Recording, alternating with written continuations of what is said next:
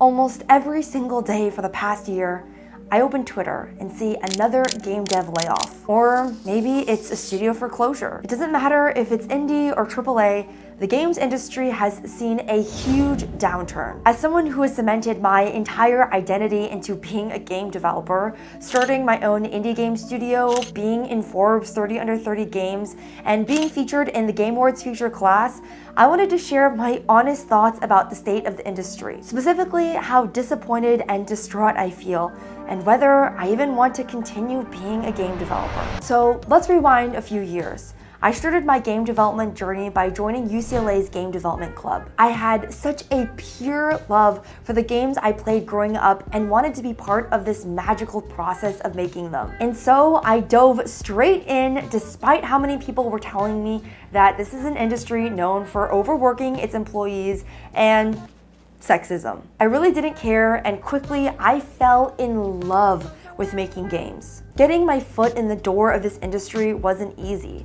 I studied English in college, not a game development degree. I had no connections, and I faced dozens, if not hundreds, of job rejections. But still, my love for games and game development persisted. In my senior year of college, I made it to the final round of Riot Games interviews twice, and I was rejected twice. And what did I do to make myself feel better after this rejection? Play Hades, an indie game. I continued sharpening my skills by watching lots of game development talks and participating in many game jams. And so when the studios said they didn't want me, I did the crazy, stupid thing of starting my own game studio. Through that, I have gotten some life-changing opportunities. For example, my next game is part of Xbox's Developer Acceleration Program, which empowers underrepresented developers. They gave me some funding to make the prototype of my game. I've gotten to meet the developers behind so many of my favorite indie games, like Among Us, Doki Doki Literature Club, Cult of the Lamb. But now it's been 2 years of me working on that indie game, what I hoped would be my magnum opus,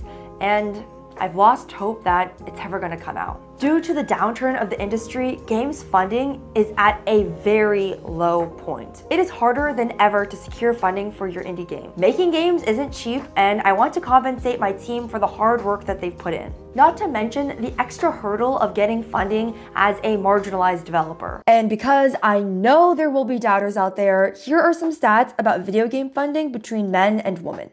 In 2021, when venture capitalist funding saw a dramatic increase in games, 223 video game companies led by all male founders brought in $4.1 billion in funding, while 5 video game companies led by all women brought in $1.2 million in funding. Even when accounting for the number of companies, there's still a gap. If those investments were spread equally, the all men-led companies would have received about $18.4 million each, while the 5 women-led companies would have received $240,000 each.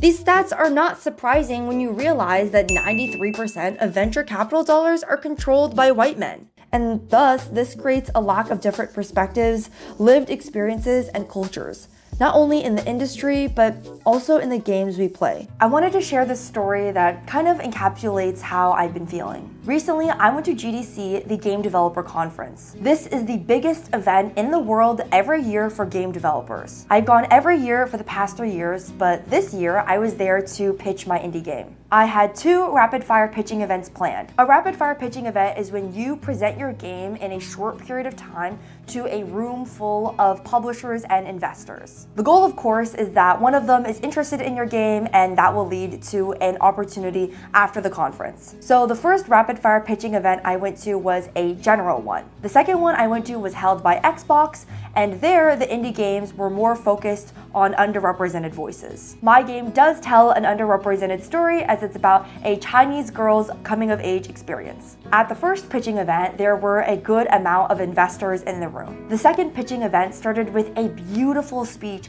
about how funding games made by underrepresented developers is not for charity. Honestly, it's hard to even call these games representing a minority perspective when really we're part of the global majority. I'm making a game that has Chinese representation, and Chinese is the most used language on Steam. So really, there is a huge market that my game can appeal to. But as this touching speech was given, there may be 2 or 3 investors in the room. There are a lot of reasons why the second pitching event had less people. Maybe it was planned too last minute. I'll never know, but it didn't feel great. After these 2 events and a couple days in the conference thinking about what the hell I'm gonna do next for my indie game, I had a breakdown. I couldn't help it. I sat there at the conference and I started crying. I want to be focused. I want to continue improving my skills as a game developer and making a freaking awesome game.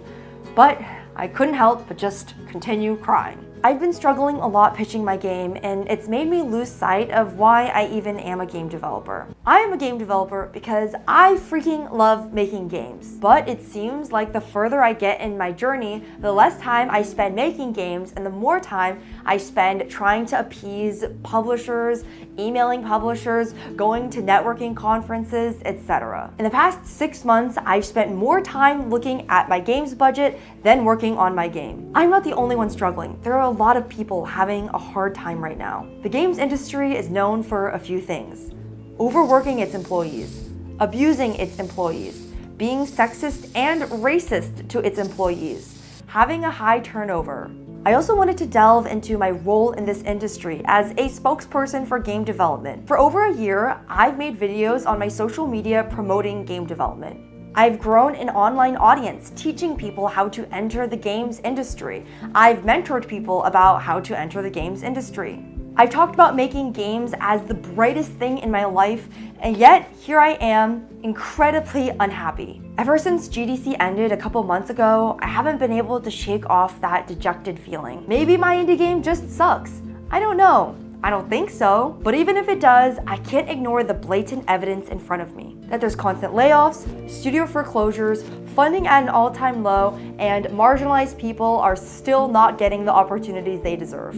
Which brings me to now. Why am I sharing this, and what am I gonna do moving forward? I wanna get back into why I started making games in the first place. I'm tired of guiding my creative vision to what I think investors will want. I'm tired of spending my time on things that have nothing to do with making the damn game. I wanna make weird, cool, artistic, disturbing, beautiful games. And I wanna do it without needing someone else's approval. And so I've been thinking of starting my own smaller project, one that lasts maybe 6 months to a year. A project with a super small team, just 2, maybe 3 people. No publisher, no investor, my time is gonna be spent making a freaking awesome product. Maybe I'll do a Kickstarter, who knows, but I wanna make this game outside of the industry. Maybe this game will be a failure, who knows, but I want to try anyways. I'm still in the brainstorming process of what I want to make. I do have some really cool ideas which I can't wait to share. And if you want to be part of this journey of supporting true indie games, please definitely follow me. If you're someone who's interested in how indie games are made, definitely follow for that too. Now, if you like this video and want to support me directly, I do have a Patreon where I offer bonus content and game development resources. You can follow me on my other socials. I'll see you in the next one.